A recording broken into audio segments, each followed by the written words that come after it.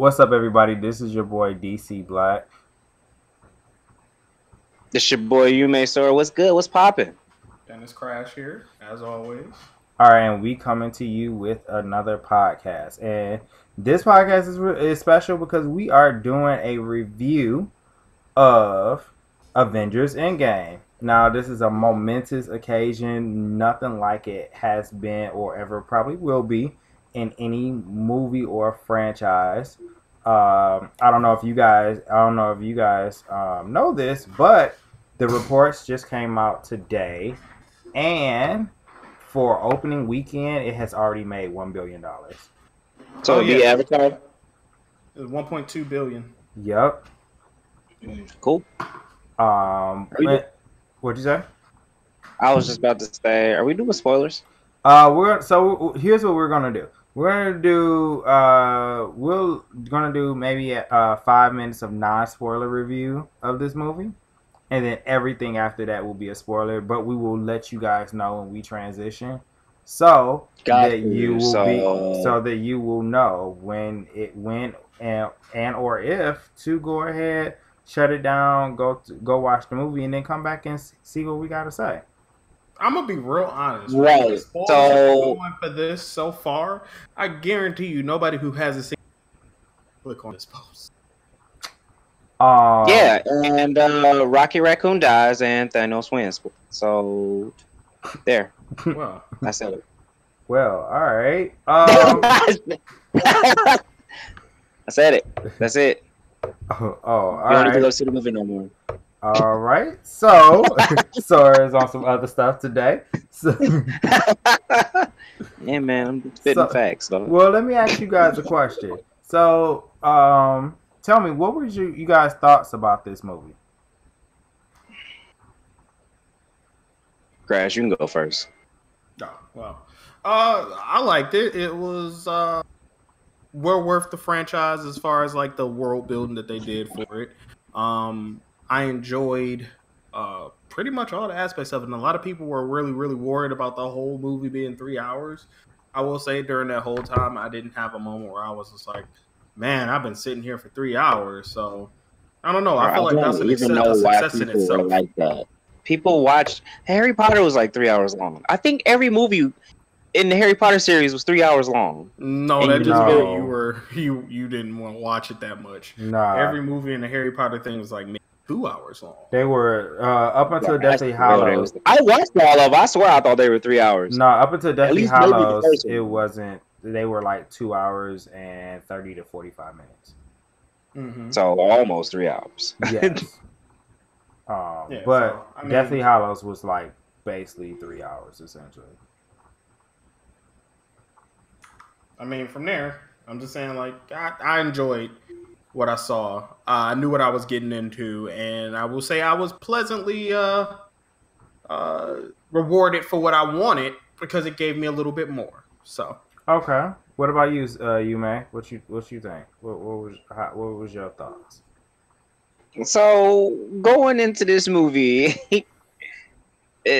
as all three of us know, as most of us already knew the outcome of this movie, because I mean, we reread the comics, or we just already knew. So a lot of us already knew what was going to happen. I just really wanted to see their way of telling it. I wanted to see what they wanted to do, what they would switch up, and man, they fucked me, dog. That's all I can really say. I wasn't expecting half of the things that they did to happen. There was a lot of twists, a lot of turns, but they were all accepted ones. And I was excited. I was geeked. I walked out of that theater satisfied. Right. Even though, you know, some things had me deeply, deeply sad. Yeah. So what? So you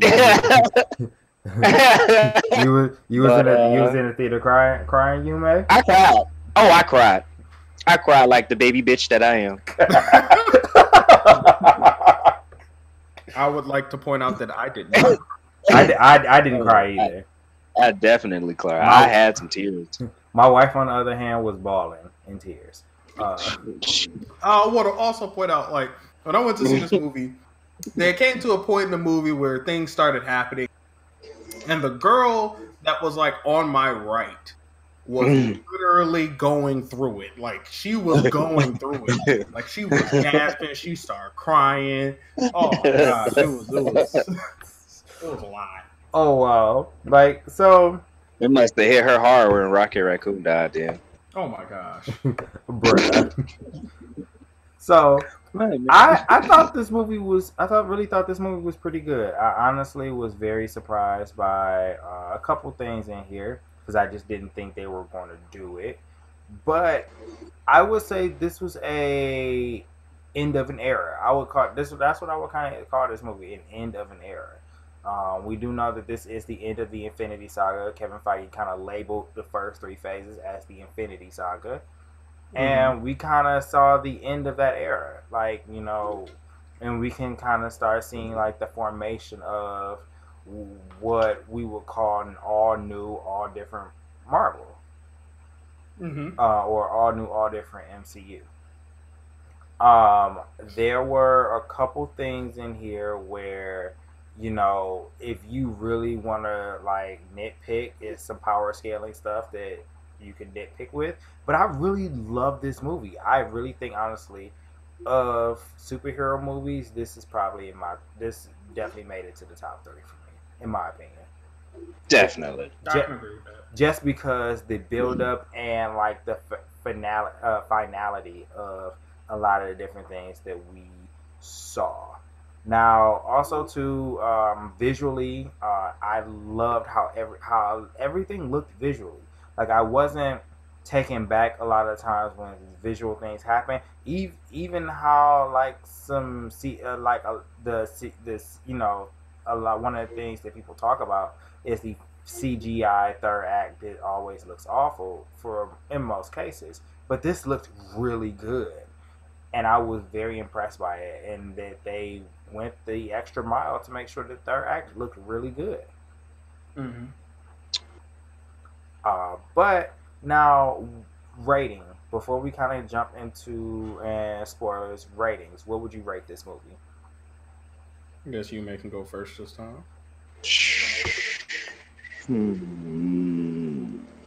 You know what? Just because I'm upset about one thing that I can't discuss, it's getting a straight 9 for me. I'll give it a 9. I got a 9. It's got a 9 for me. Okay. Right, I can't discuss why it's a 9 though. Okay. Don't worry. Okay. All right. Y'all gonna be mad at my reasoning. I'll say it's at about a 9.5 for me. Actually, it was a really good movie. Yeah, I'll probably say agree with you. Same with AIM. I'm at like a 9.5, 9.8 out of 10. Also, too, this as we kind of get into spoilers, this is your warning, time stamped at 8:15, 8 minutes and 15 seconds. Spoiler warning: if you do not want to be spoiled, this is your time to kind of like exit stage. If you don't know that Rocket Raccoon is going to die, you don't want to know that. Exit stage left. All right. So this is your This is your final warning.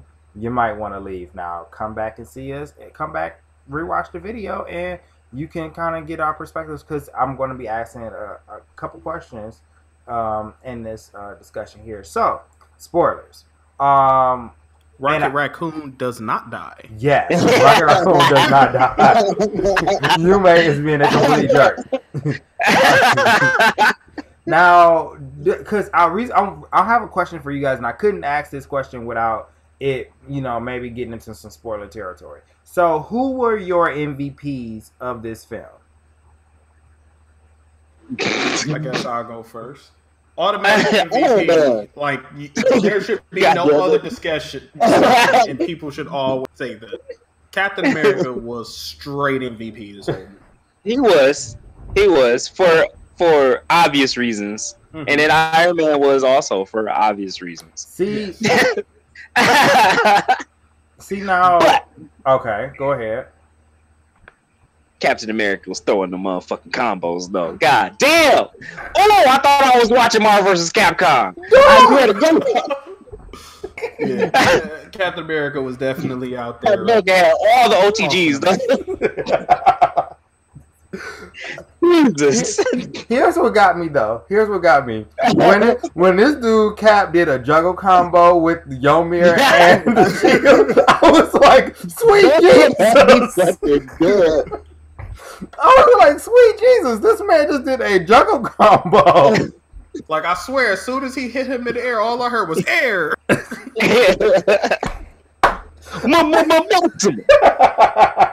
Awesome. I was like, man, I've never seen a juggle combo happen in a movie, but I'm here for it. I was like, I'm 100% here for it. Now, 100%. Now, do you guys have any other MVPs before I kind of get into mine? Like, we can do like a 3. We can do like a bit like your 3 or 5 MVPs. We do 5 MVPs of this movie. Okay. If you have 5. I'll say obviously, Captain America was definitely an MVP. Who else will I say is a major MVP for this one? I kind of want to say Black Widow was an MVP for anybody who actually watched it, but I don't know. It was like one of those kind of moments where it's like you only get the MVP status simply because you kind of had to die. And anybody else, I don't know. It's really hard to go through. I mean, Spider-Man was an MVP because of the whole freaking football section of the final fight that he had to do. But the last person that I'll say is like my honest third knocking out Black Widow is 100% Doctor Strange. Doctor Strange, without him, it wouldn't even be possible. Wouldn't even be possible. Period. This is true. You may wish your MVPs. My MVPs? Mm-hmm. Wait. I already said mine. Mine was Iron Man. 100%. Oh, okay.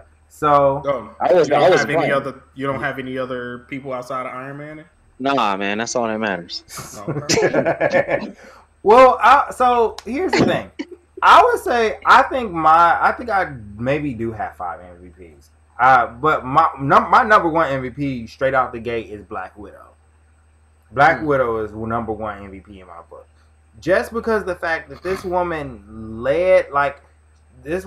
after the snap, she when in that 5-year time skip, she basically led the Avengers of what was left. She led the Avengers. Not only that, but she also she sacrificed her life for the Soul Stone. Yeah.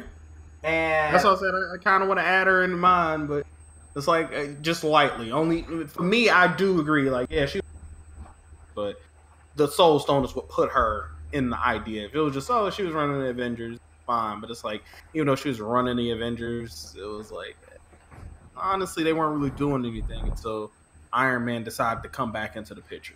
Right, and for me, like just the sacrifice she was willing. That scene with Ronan and Black Widow, I was like, man, like that right there. I was like, that right there sold the Black Widow movie for me. If we get that interaction, it sold it. The second is definitely Cap for the reasons we just talked about. My third is Tony.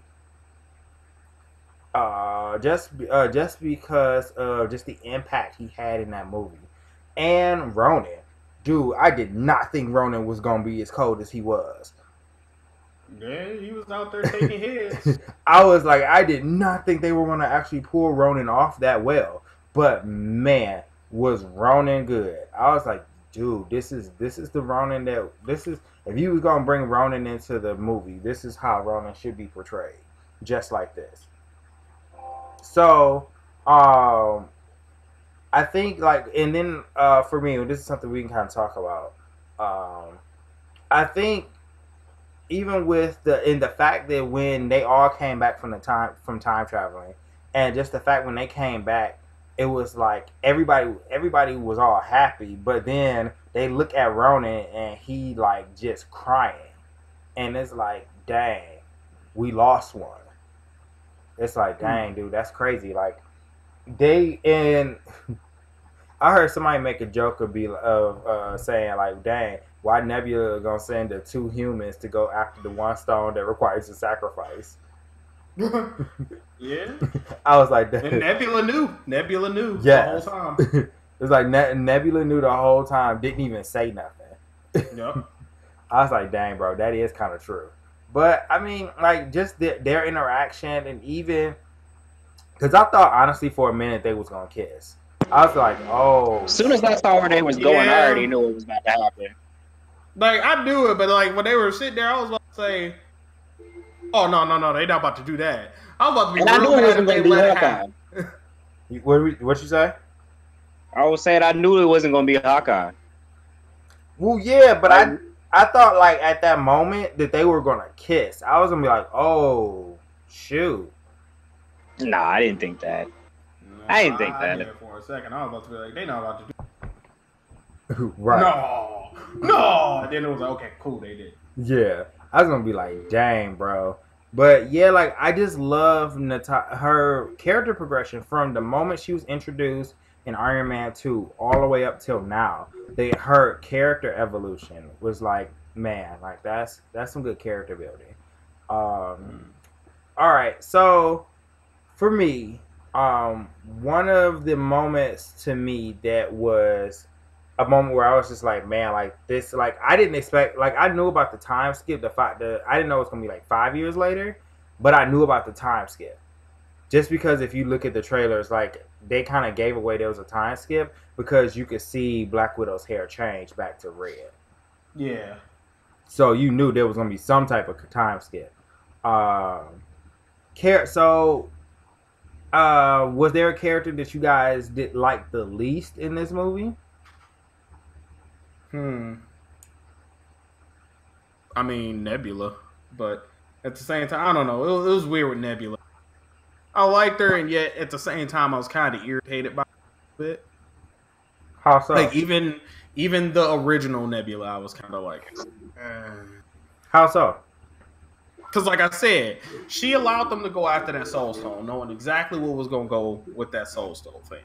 When she realized, oh shit, there may be an issue with, me kind of being in the same timeline with my other self, with Thanos looking for this shit. She still didn't really do anything about it. And then she ended up getting caught, which, I mean, at least she was smart enough to give the stone away and not keep it herself. But I don't know. I feel like it was a lot of stuff that she did that probably could have been prevented. Yeah, I can see that because I don't understand like how she did, like you said, how she did not know that Thanos was going to see that transmission just because her past self is there and she's all cybernetics. Right. Like I don't buy that. But I think the worst character for me, it's not even Nebula. It's definitely Professor Hulk. Professor Hulk to me was a disappointment. A disappointment, really? Yeah, like now. I feel like he was only there really for comic relief, but I mean, I enjoyed him nevertheless.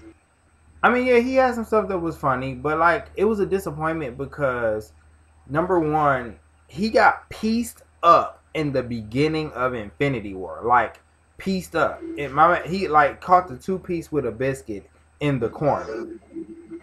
But he caught them hands, but then when Thanos finally comes to Earth, he does nothing about that. Like, I mean, he really wasn't the same. I mean, he pieced up Hulk. It's not like he was. I mean, yeah, he's the same person, but it's not like he was the same person. You know what I'm saying? Like you got Ben in there now, fully control of his mind. Like, obviously, he's not about to just let anger take over him like that. Right. But I mean, I would have like at least some confrontation. We got a confrontation with Scarlet Witch and Thanos. I do understand that. That was a lot more, in my opinion, that caused a lot more issues because think about it. Scarlet Witch, he literally killed somebody of hers. With Hulk, he just caught the hand. He just caught the hands. But even so, it's like I do understand where DC Black is coming from, where he said he wanted a scenario between Hawk and Thanos. I get that. I wouldn't really say he was like a disappointment though. I wouldn't say that. Yeah, but I did expect some type of like altercation between the two. Yeah, so I was let down. Like I just did not think. I just was like, dang, I wanted because some type as of he stated in the movie, he got his ass whooped twice. Caught them hands twice, man. Right, and but that's what I'm saying. That's even more drive to be like, oh no, hold on. Like I caught them hands twice. Oh, Thanos, me and you need to have a conversation. Me and you need to have a talk. Even if even if he would have got beat up or whatever, because Professor Hulk is not as strong as Hulk. Like they're not right. Their strength is not even comparable. But I would have liked at least something. But on the talk of people of their encounter with Thanos, let's just talk about how this dude Thanos kind of went hard on Scarlet Witch, and Scarlet Witch had to come back. Where he was like, she was like, "You killed the one I love," and he looked at her. He hit her with the fucking classic M. Bison. Yeah, he was like, "I don't even know you." He was like, "For me, that must have been just Tuesday. Who are you?" Right. It's like, I don't even know you. She's like, "Oh yeah, you about to though." And like that's one thing. That's one of my hopes is that they actually make Scarlet Witch powerful, because we do know she is using magic, but I don't want her just to be relegated. So we got the X-Men coming into MCU, right? So I don't want her powers just to be relegated to telekinesis, or her just lifting stuff in the air and throwing it at people. No, I want to see like actual magic on Doctor Strange level, because she's a magic-based character, and they've established that. So I kind of want to see that. No, I understand and I agree. Yeah. But now, what was some highlights for you guys in this movie? We already talked about one of them. Right. Another one for me is when the rest of the crew fucking came down. When Sam came out of nowhere, it was like, Cap on your left. On your left. Boy. And it was like, oh, kept going. Like it just did not stop for me. Oh man. Oh yes. That boy, I just oh man. Another highlight for me. Another highlight for me is the beginning of the movie. The beginning of the movie hit me hard. Oh, you talking about when Hawkeye family disappeared? Yes, when Clint turned around, everybody was gone. I was like, so this what we doing right now? I laughed. This what we starting this off? I laughed my butt off because that jump was so funny. We was in the theater. It was quiet as hell, and I was like, damn. Yeah, I was the first person. As soon as I said it, I was like, oh hell. Immediately, it was instinctive because it's like, oh man, you turn around, your family just gone. I laughed my butt off. I was like, dude, this dude Thanos strikes again. This man Thanos literally turned him into a whole villain for him. When we was watching the movie, it was this guy, right? And he was pretty much laughing at everything, but he like nothing compared to when Hulk snapped his fingers and brought everybody back, and then those missiles came through and blew Ant-Man back. When I say my man's was dying laughing, it was tears in his eyes, bro. Like, I don't know why that was the funniest shit to him, but everybody else was like, oh shit, my man's was cackling. I'm talking about the Woody laugh from Toy Story, bro. Oh shoot. Oh man. When that happened though, when the ship came out of nowhere and started shooting, I didn't laugh, but I was like, oh shoot, blew his junk out. blew him back. Oh, I was like, dog. But I think now another funny part was when Ant-Man started making pop culture references to like Back to the Future, and Tony looked at him and was like, "Are you boy? If you don't." He was like, "Wait, hold on. Are you literally trying to Back to the Future me right now?" He was like, "No, I would never, use the rules of Back to the Future for this here right now. This too serious." But yeah. Oh, what about when they were actually explaining the rules of time travel? Now that brings me into my next question. Do you guys fully understand like the time travel aspect that they kind of established in Marvel? Man, loosely, but it was still like, all I mean, it's right, I'm still making a bit of a stretch here, but I can believe it somewhat. What about you, Crash? I feel like it's like every other time travel thing. Yeah. No, it's No. different. It's a little Well, different. explain to me how you feel like it's different. Well, no. So they gave a physical example of it in with the ancient one. So Marvel works off time travel off of branch theory time travel. So branch Right. theory time travel says this: if we're going to use a tree for an example because that's like the most tangible example. So you have the base of the tree, right? The trunk of the tree, and it goes up, right? But then you have from the trunk, you have all of these different branches, and all these different branches form other branches, and then from those smaller branches, the leaves come, right?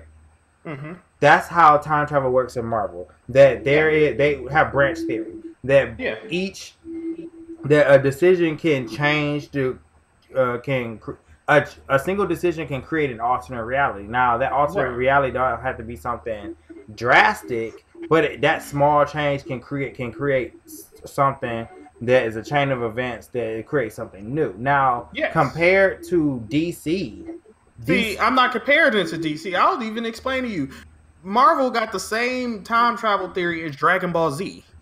what you yeah Just like, for instance, how I know Trump, exactly what quote you mean. unquote, traveled to the past. Right. He didn't travel to the past of the timeline he was in. He literally Right. jumped to a different branch. Exactly. And then when Right. he went back, his past or his future is still the same. It does not change.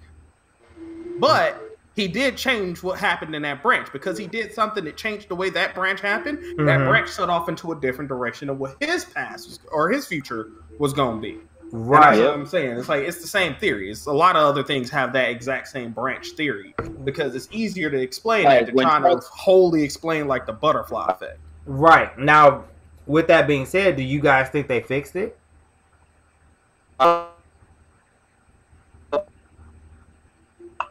I'm sorry. Do Somebody you- sound like they kind of Yeah, I think that was Dre. Do you guys think they fixed it? What do you mean fixed it? Do you Well, feel like well, they fixed it? well. When I mean fixed it is what I mean by that is that they went back when remember. So Professor Hulk tells Steve he has to fix everything so that those branches die. He has to go back and put all those stones back where they came from. And I'm asking, Yeah. do you guys think they fixed it? Do you think the Cap actually put them back right? Well, yeah, putting those back actually fixed it. No. Well, yeah, it won't fix it. Like everything that happened will still happen. They'll just end up going. Basically, it'll end up happening the way that it happened for them. So somebody down the line in that line is going to do the same shit that the Avengers did in their timeline. Yep. You get what I'm saying? It's like instead, if Cap would have took it, I mean, if Ben would have took the stones and then Cap didn't bring them back, they would have had to face a totally different reality if they didn't bring the stones back. But because Cap took the stones back, it's going to happen as it should, as everything has happened. Right, but all of the stones didn't go back where they came from. Because remember, Loki went missing. Yep. So everything didn't get fixed. But you also got to remember, they also jumped a different branch to get the other stone. To get the other one, yeah. So technically, it's like that thing with Loki that happened didn't happen in a way. Oh, it happened. No, It's it just happened. happened on the timeline of when they went back to fix the other issues is the problem. Right. They created a whole nother branch. Now, Yep. with that being said, like we gonna kind of, and when we close out the video, we gonna kind of discuss like what we think is gonna come next, or what if we was doing Phase 4, like how we would kind of picture Phase 4. But I want to kind of ask you guys just about Tony's death, because we haven't really touched Tony's death yet. It's too sad to touch, man. I'm still in mourning. Now, do you guys think? Because I mean, if you guys think about it, that Tony's death was basically, in a way, mirroring the death of Captain America from the comic books. Do you guys Yeah. think it? Do you guys think it worked better with Tony, or do you guys think it would have been a better ending if it would have been Cap dying instead of I Tony? feel like it. I feel like it worked better with Tony because it kind of Yeah. gave you the idea of quote unquote, you left something to this world and now you're Yeah. gonna leave. While Yeah. they gave Cap a whole different ending, which was kind of like that. Oh, this was the happy ending we needed because technically you can't give quote unquote Tony Stark that happy ending he needed because he would always get pulled into these situations. However, you could actually do it with Cap, and that's the direction that they took, and I actually like the way that they did it. Yeah. Yeah, like that was kind of like the swerve for me because I promise you, I thought Cap was out of there. Like, Same. Oh yeah, Same. we all did. Like I thought Cap was dead. As soon as I saw the shield break, I was like, yeah, Cap is out of here. Like he's done. But like that, I think that was a nice little swerve, and I think it was definitely it was a nice little callback, a nice little scene where Rescue goes to who was Pepper Potts goes to Tony and tell him like it's okay, we'll be okay, you can rest now, and he dies. I was like, dang, bro, that's crazy. I was like, dang. Man, I was like, bruh. Oh man, dog, it hit me hard, dog. Now, Crash, was there any moments for you that kind of stood out to you? Like as far as like in the movie, Yeah. Obviously that the moment where Captain America pulled in Thor's hammer, that was like the epitome of like that's when the hype started. Like they really set the tone right there because it's like, of course, we were just talking about him comboing it up, freaking Thanos, and then the moment where you see him and Thor sitting there, Thor was like, "Yeah, I knew he was gonna be it." Because Thor remembered from like movies back when they were trying to move his hammer, Yeah, and he actually moved it. And Thor looked at it like, "Wait a minute, hold up." So it's like it kind of pulled back to like older movies, which is like another one of those movies. Was like if you've seen all the movies leading up, this movie was that movie. Yeah, it was very rewarding, very rewarding. Now, how did you? Oh, go ahead. Oh, go ahead. What were you saying? No, I was saying go ahead because I was gonna ask you a question, but I think you pretty much answered it already. Oh, okay. Well, I was gonna also say like other parts of the movie kind of. It was like this is a cool moment that they did, which I see that people were kind of like calling it the Sailor Moon moment when they actually pulled all of the actual female fighters out on the field. Oh, A-Force! Oh my god! So that was actually a cool moment that they had because it was like you didn't see it coming, but then like once they did it, you already knew what was about to happen. Yeah, and I feel like that was a real night they had. Crash, let me tell you something. When Captain Marvel, first off, I love the portrayal of Captain Marvel in this movie compared to her movie because I hated how she was portrayed in her movie. But in this time around, I was like, cool. So when she was like, oh, I'm gonna have help, and all the female characters came, I was the only person in the theater that yelled. I was like, oh my god, A-Force, let's go. And my wife was next to me. She was like, shh, why are you so loud? And then she was like, what is A-Force? I was like, I will explain it later. I was like, but oh man, that made me so hyped for an A-Force movie. But it was bittersweet too because I was like, dang, Black Widow would deserve to be in that spot too. Yeah. I was like, dang, bro, that's messed up. I was like, that's so messed up. That's just crazy. Yeah, man. But like, I think like y'all brought up some really good scenes and stuff. Like, I think for me, one of the scenes that was touching for me was one where Thor was able to have that conversation with his mom. Like, that was a really touching. Oh yeah, that was a really touching scene. Like, now the crazy thing is, I was watching someone else's review of the movie and they was kind of spoiling stuff. And I was on my way to work the next day. I almost started crying when they was talking about that scene. I was like, I will not cry over this movie after the fact. I was like, I just refuse to. That was really cool. I really like. Now, and this goes to another thing where I was like, this is some bull. Like, I don't understand how Peggy did not see Cap through that glass. Oh yeah, I was sitting there like, are you Yeah, serious? that was some creepers type. I saw that. Yeah, I saw that. I was thinking the same thing. I was like, "There's no way she didn't see him. That's some bull." But yeah, like I like the hammer scene. I love that finally we got Avengers Assemble said in the movie. Yeah. I was like about time. But like I really liked I really just liked how this movie kind of like wrapped up 22 movies wrapped up all 22 movies in like a neat little bow. Like I love that. And I love like all the personal character moments that happen. You know, Rocket jumping over to Groot and covering him because he not about to lose his son a second time, a third time rather. I was like, dang, that's real. Um, and like I would Ant Man and the Wasp, like seeing them back together, I love that. Ronan, loved his moments, but yeah, like this movie was a lot of like good fan service in a really good way. But now, as we're gonna kind of start wrapping up soon, I want to ask you guys a question because this is going to be our theory crafting portion of the podcast. What are your theories, or how would you kind of set up what's to come, and what would you set up to come next? Uh, you lost me on that one. I don't really know. I'm gonna be honest with the way I'm they still waiting on the kind of. scrolls though. What'd you say? You still waiting on what? I said I'm still waiting on the scrolls though. Yeah, and that's what I was gonna get into. It's like with the way I thought they were gonna play into Captain Marvel. I thought that's go, but Especially when they did the Hell Hydra tidbit, yeah. Yeah, I Which, could. Go ahead. no, go ahead. No, I was gonna say yeah, I agree.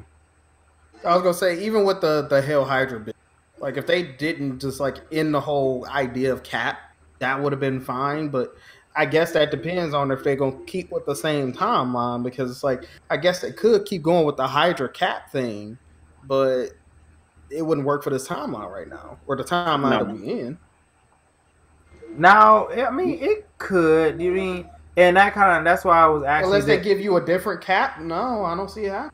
So now because we do know we have a few movies that we do know is coming out within the next phase or so. We have Black Widow this coming out. We have Doctor Strange 2, the Eternals movie, and Black Panther 2. The Spider-Man Far From Home is actually the end of phase 3. I mean phase 3. Yeah, phase 3. It's the end. It's the final movie of phase 3. And that's going to kind of set up what's to come next. So now, I think personally, what we can take from the movie, I think you kind of spoke and said this, Crash, that we could be looking at an alternate timeline, and the way you could do that is by saying at the moment this movie ended. We're looking at everything from a different timeline.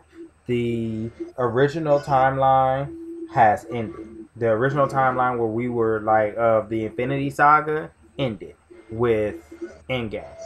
And now we're looking at a timeline where things happen. Endgame, the Infinity Saga happened, but there's going to be some different outcomes. Because, for instance, Cap stayed with Peggy when he was supposed to be frozen. Mm-hmm.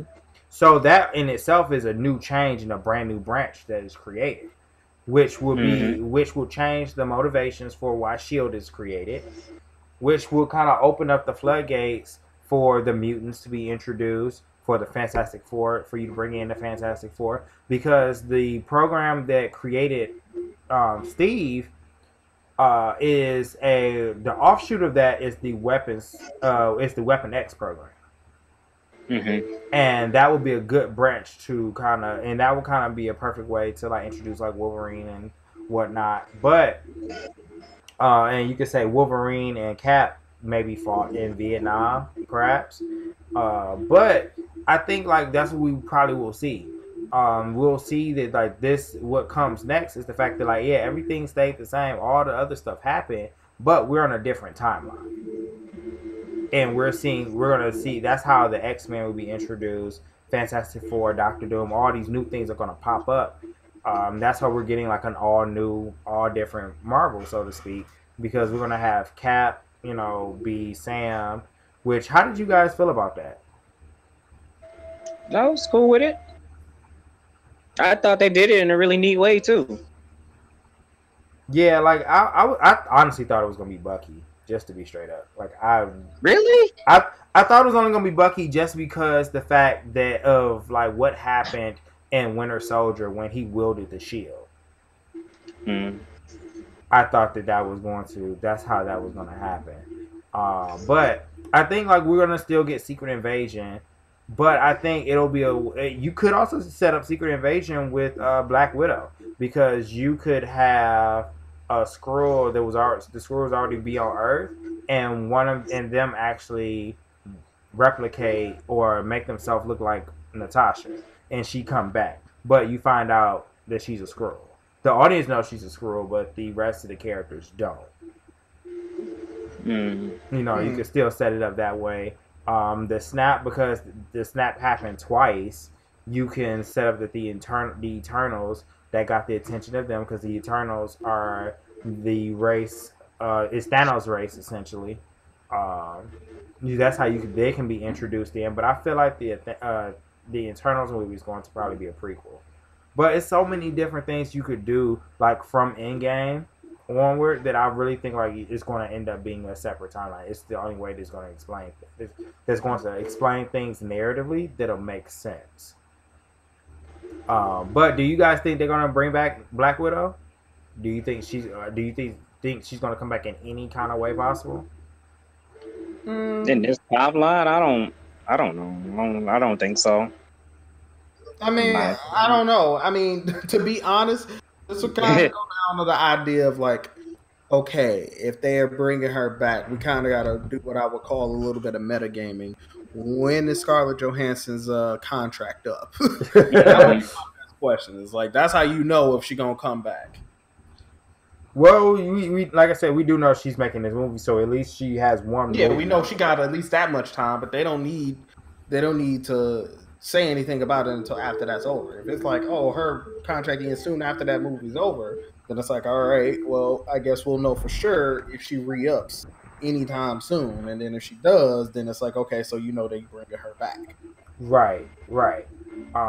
But with that being said, you guys, this was definitely a sight to behold. I don't think we're gonna ever get another movie franchise that will be this impactful, and to have be this impactful in one single movie that'll have this much impact in any other franchise ever. Again, I don't think so. At least I don't think so. I don't know what you guys think. I don't know about ever, but but I mean, I get what you're saying. But I wouldn't say ever. Maybe anytime soon. Yeah, I don't see anything topping this anytime soon. Yeah, I agree with you there. Yeah. But with that being said, you guys, we're gonna go ahead and wrap this up. Is there any housekeeping things you guys want to share with the people that you guys got coming up onto the channel? As far as right at this moment, no. Yeah, same at this moment. No, I don't have anything.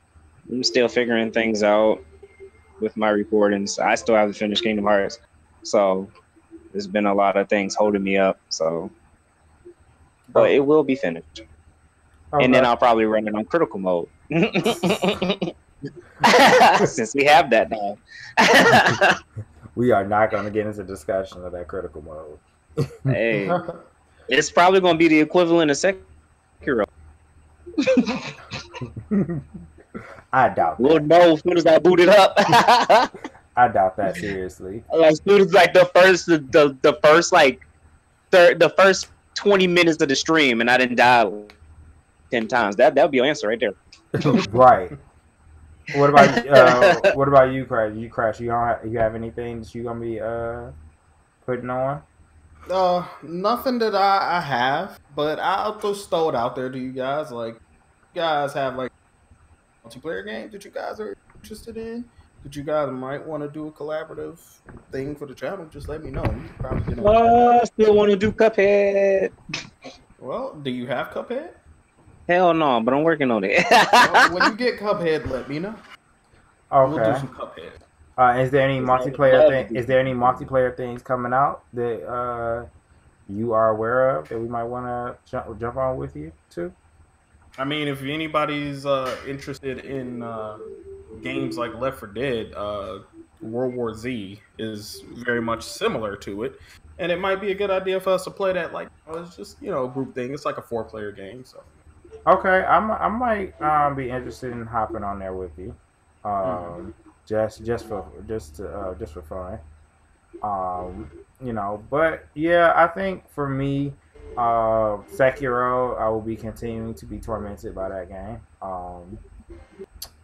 I have that. I'm also going to run through the story mode of Mortal Kombat, which I have the first video up of that as well. If you want to go check it out, and Game of Thrones. Game of motherfucking Thrones. Yeah, which is something we definitely got to talk about because man, that show. But yeah, with that being said, we're gonna go ahead and close this out. If you guys like, can I close this out? Yeah, go ahead. Can I close this out, DC Black? Go ahead.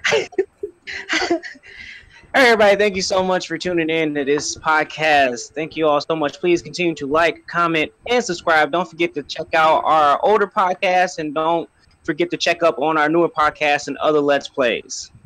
That's America's Ass. We'll catch you in the next podcast. it would have been so much better if your audio didn't crack out at the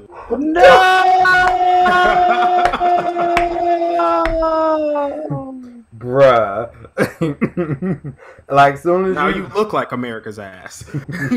and we closing it out there. Peace.